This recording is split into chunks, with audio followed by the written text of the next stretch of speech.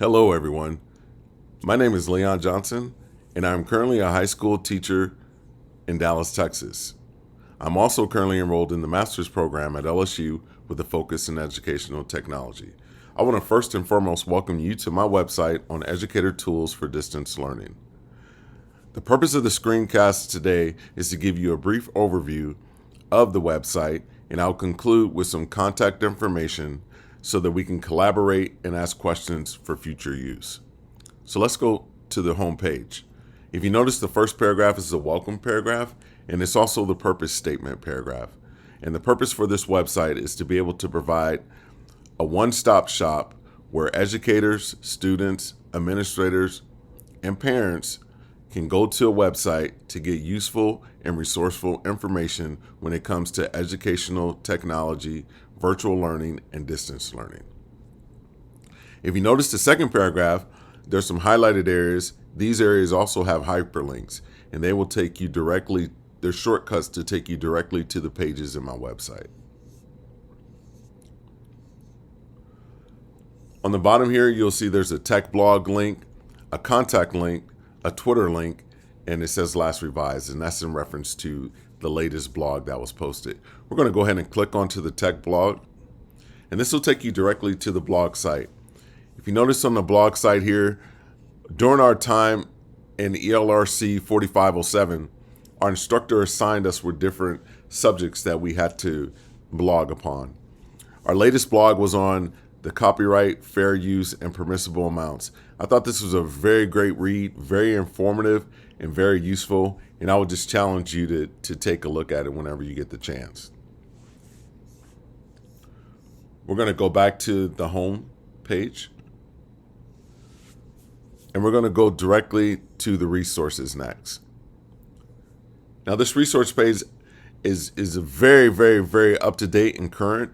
There's a lot of great resources on this page, and it was also really awesome to be able to collaborate with my fellow classmates and share different resources that we can use in our classrooms that will be advantageous not only for our students, but also for us as educators and even some parents. So there's some great resources on this page, and I highly recommend them to each and every one of you.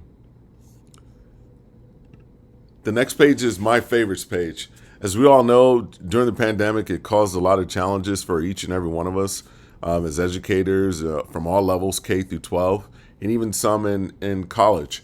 And the one thing I found myself doing, and I know we've probably all been guilty of this, is we've went to YouTube to try to figure out something or how to maneuver through something. So I put together a couple of video tutorials.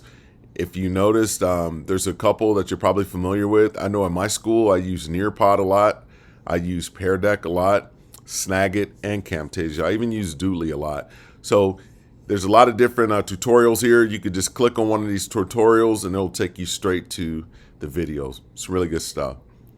Now we're going to move into the technology projects page.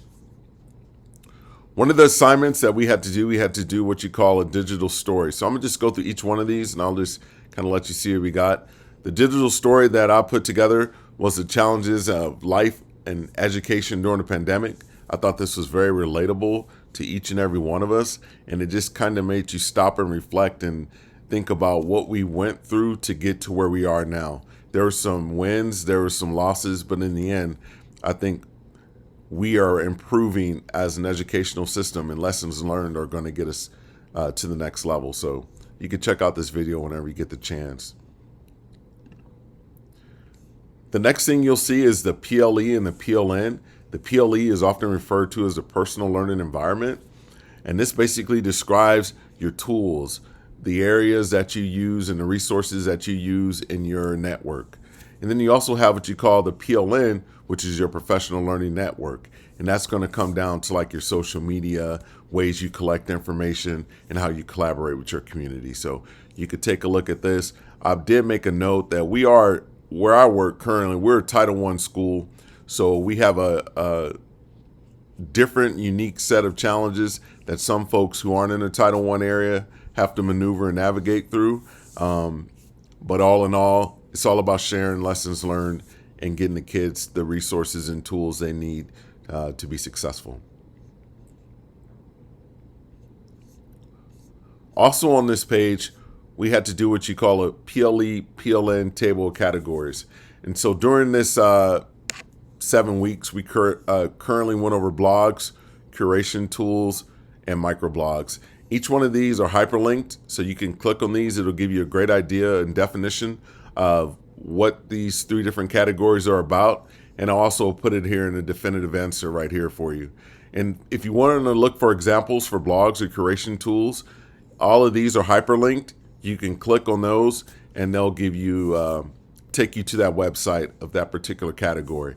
And then last but not least, we all had to do a personal reflection, our take on what we thought or feel about the different categories to your far left. So you could take a look at those. I really enjoyed it. It was great to just be able to reflect and think about the resources that we all use every day on a daily basis to ensure that kids are learning what they need to learn, and we're learning also. So pretty good stuff.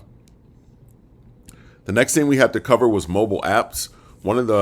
We had to do a thematic slide on mobile apps. Excuse me. I chose to pick Nearpod. Why? Because this is something I use at school every day. It's a very great student engagement tool. You can also get great feedback from it. And if you ever get the chance, you can go ahead and just take a look at this and go through the slides, and you can check out the slideshow. It's pretty informative also. When you get to the website evaluation, I chose to evaluate Kathy Schreck's Guide to Everything. The reason why I thought this was a great website, because this is exactly what I feel is needed for everyone who has a love of educational technology. And it has a lot of useful and resourceful tools and information that can help you in your educational journey. Very great website. And then the last thing we had to do was a thematic slideshow. And I used the best learning management platforms. And once again, you can go onto this slideshow and you're going to cover everything from Pear Deck to Google Classroom, Nearpod, Schoolology, all the different platforms that are out there. And I think you'll really enjoy this if you go through it and check it out, because it's going to give you a brief overview of each one of these learning platforms. And it might be something that you're using, or you might want to consider to use another one that you haven't used in the past. So I just think it'll be something great that you can kind of compare to what you're currently using now. And that pretty much covers the technology projects page. We're going to move over to the evaluations. As you see, the screencast is going to be posted later. But in our last module, I had the opportunity to take the Apple Teacher certification, and I'm so glad I made it. I would encourage you, if you have not taken the Apple Teacher certification, do it, because it's a great program, and basically you're going to be certified on the different working applications for all Apple devices. So it's going to take you through a series of tests, and you'll also cover coding applications in the classroom, lesson planning, and collaboration. So when you're complete, there's probably a total of about like 16 or 17 modules that you're going to have to complete, and you got to take a test with each and every one of them. And when you're finished, they'll give you your certificate of recognition for Swift Playgrounds, and also your certificate of recognition that you're officially an Apple teacher. So great stuff. I encourage everybody to do it. The next page is the web tools. I went ahead and put a couple of resources and websites that I thought would be very informative, and I actually put a couple of websites that we use throughout the course. So you'll see how to create a Google account, Google tips for teachers and students, how to create a Twitter account, how to use Screencast-O-Matic, Snagit, Camtasia, and these are just a few. So I'm going to constantly be monitoring these and updating them. And if I get any special requests from anybody that they will like a particular, web tool or something posted on the website, please just reach out to me, and I'll make sure I meet your accommodations. Then the last page is about me. So this is just who I am. Like I said, I'm prior military, served in the military for 28 years, and teaching high school right now. I have a medical background, And I've been blessed and afforded the opportunity to probably to deploy more than 30 different countries and just make a difference. So now that I'm pursuing my master's in educational technology, I want to continue to make a difference with our students. And whatever I'm learning here, I'm going to make it a point to ensure that I share with my students. And that's pretty much it. I believe that the influence of a good teacher can never be erased. And I left you at the bottom here with a couple of ways that you can reach out to me and contact me. So if you want to contact me, you can contact me at lja264@lsu.edu. And this is a hyperlink, so you could just click on there and it'll take you to the webmail. Or you could go directly to my Twitter account and just click on that hyperlink, send me a message, and then I'll respond back to you promptly. Once again, thank you for viewing my website, and have a good day.